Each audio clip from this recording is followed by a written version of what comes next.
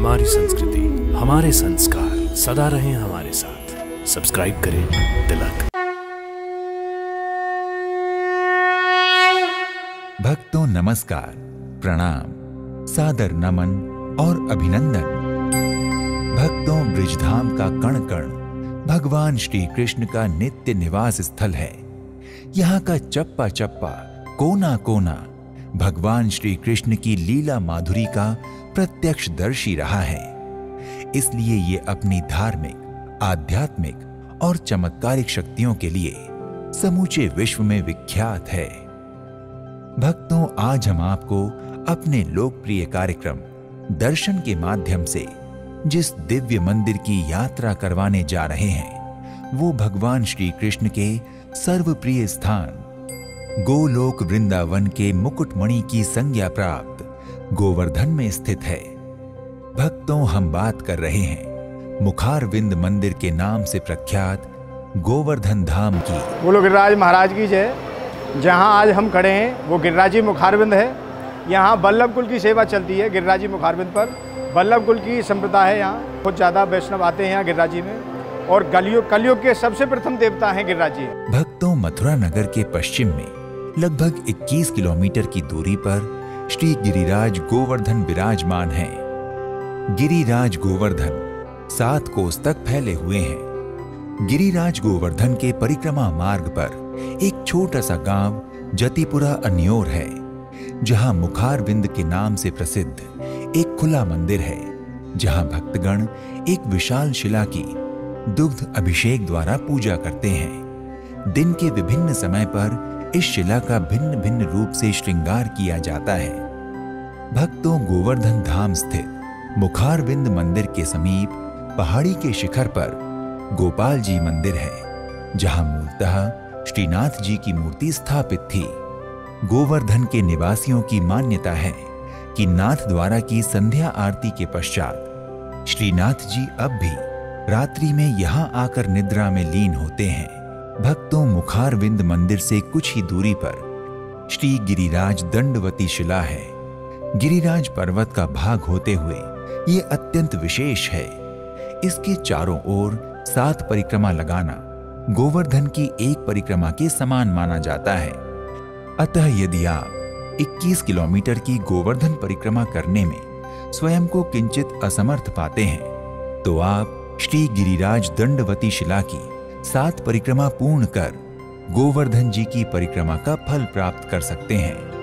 भक्तों, श्री गिरिराज जी दंडवती शिला के ऊपर एक मंच पर गोवर्धन पर्वत उठाकर ब्रिजवासियों की रक्षा करते भगवान बालकृष्ण का दृश्य अहिरावल हाथी, सुरभि गाय को शिल्प कलाओं और मूर्तियों को उत्कीर्णित करते प्रदर्शित किया गया है। भक्तों, गोवर्धन धाम मुखारविंद मंदिर की दीवारों पर समुद्र मंथन जैसे भगवान के कई सुप्रसिद्ध लीला प्रसंगों का चित्रांकन किया गया है, जो श्रद्धालुओं और भक्तों को सहज ही भाव विभोर कर देता है। पुराणों में श्री गोवर्धन जी से जुड़ी अनेक कथाएं हैं। उनमें से एक कथा के अनुसार श्री गिरिराज जी सतयुग में प्रकट हुए थे। एक बार पुलत्स्य ऋषि भ्रमण करते हुए द्रोणाचल के पास आए। उनके पुत्र गोवर्धन के सौंदर्य को देखकर उनके मन में विचार आया कि क्यों ना उन्हें काशी ले जाया जाए। काशी में गंगा तो है, लेकिन कोई पर्वत नहीं है। ऐसे रमणीय पर्वत पर तपस्या करना मोक्षकारी और अधिक आनंदकारी रहेगा। पुलत्स्य ऋषि ने गोवर्धन के पिता द्रोणाचल पर्वत से अपने पुत्र गोवर्धन को देने के लिए आग्रह किया। द्रोणाचल अपने पुत्र से बहुत प्रेम करते थे, परंतु ऋषिवर को क्रोधित भी नहीं करना चाहते थे। इसलिए उन्होंने महर्षि पुलत्स्य के समक्ष एक शर्त रखी कि अगर यात्रा के दौरान आपने गिरिराज को कहीं रख दिया तो दोबारा नहीं उठा पाएंगे। पुलत्स्य ऋषि ने यह शर्त स्वीकार कर ली। अपनी यात्रा के दौरान जब वे ब्रज क्षेत्र से गुजरे तो नित्य कर्म के उपरांत गोवर्धन जी को उठाने का उनका प्रयास विफल हो गया।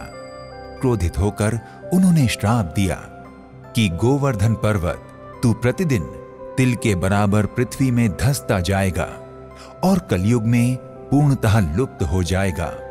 इसी श्रापवश अब गिरिराज गोवर्धन का आकार अत्यंत छोटा हो चुका है। दूसरी पौराणिक कथा के अनुसार त्रेता युग में दक्षिण में जब राम सेतु बंध का कार्य चल रहा था तो हनुमान जी इस पर्वत को उत्तराखंड से ला रहे थे, लेकिन सेतु बंध का कार्य पूर्ण होने की देववाणी को सुनकर हनुमान जी ने इस पर्वत को ब्रज में स्थापित कर दिया। इससे गोवर्धन पर्वत बहुत द्रवित हुए और उन्होंने हनुमान जी से कहा कि मैं श्री राम जी की सेवा और उनके चरण स्पर्श से वंचित रह गया। ये वृत्तांत हनुमान जी ने श्री राम जी को सुनाया तो राम जी बोले, द्वापर युग में मैं उस पर्वत को धारण करूंगा और उसे अपना स्वरूप प्रदान करूंगा। भक्तों, द्वापर युग से जुड़ी कथा के अनुसार द्वापर युग में श्री गिरिराज जी अत्यंत हरे भरे रमणीय पर्वत और प्राकृतिक संपदा से भरपूर थे। ब्रजवासी उनके निकट अपनी गायें चराया करते थे और उनके प्रति गहन श्रद्धा रखते थे। भगवान श्री कृष्ण ने जब ब्रज में इंद्र की परंपरागत पूजा बंद कर दी और गोवर्धन की पूजा करवाई तो इंद्र के प्रकोप से ब्रज में 7 दिन और 7 रात तक भयंकर वर्षा हुई। इस महाप्रलयंकारी वर्षा से भयभीत ब्रजवासी भगवान श्री कृष्ण से रक्षा की गुहार करने लगे। तब भगवान श्री कृष्ण ने गोवर्धन पर्वत को अपनी अंगुली पर धारण किया और समस्त ब्रजवासियों की रक्षा की। जब इंद्र को पता लगा कि श्री कृष्ण कोई और नहीं बल्कि भगवान विष्णु और साक्षात पुरुषोत्तम नारायण के अवतार हैं, तो उन्होंने भगवान से क्षमा मांगी। इंद्र का अभिमान घटाया है लाला ने, ठाकुर जी ने। मेन मंदिर यही है मुखारबिंद, और यहाँ से ही परिक्रमा शुरू होती है, यही पूरी होती है। इसका स्वरूप इतना बड़ा हो गया तक जो ब्रज 84 कोष के जो भी ब्रजवासी थे वो सबको भगवान ने बचाया है। 7 दिन 7 रात और भगवान कृष्ण ने गिरिराज जी को धारण किया है केवल उंगली के नख पर। कृष्ण चंद्र ने नख पे धारे, नमो नमो ब्रज के रखवारे। इस पौराणिक घटना के बाद से ही दीपावली के अगले दिन श्री गोवर्धन जी की पूजा की जाने लगी। श्री कृष्ण सखाओं सहित गौचारण हेतु नित्य यहाँ आते हैं तथा विभिन्न प्रकार की लीलाएं करते हैं। भक्तों, प्रत्येक माह के शुक्ल पक्ष की एकादशी से पूर्णिमा तक लाखों भक्त यहाँ की सप्तकोसी परिक्रमा पैदल एवं कुछ भक्त दंडवती लगाते हैं। प्रतिवर्ष गुरु पूर्णिमा पर यहाँ की परिक्रमा लगाने का विशेष महत्व है।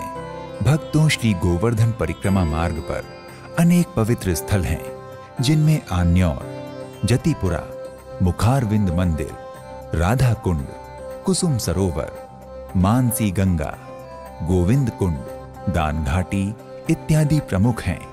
इन सभी स्थलों से भगवान की मनोहारी कथाएं जुड़ी हुई हैं। जन्माष्टमी का यहाँ का माहौल है क्योंकि भगवान का स्वयं जन्म हुआ है ब्रज में। तो ब्रज में जब लाला पधारते तो ब्रज में धूमधाम मस्ती है।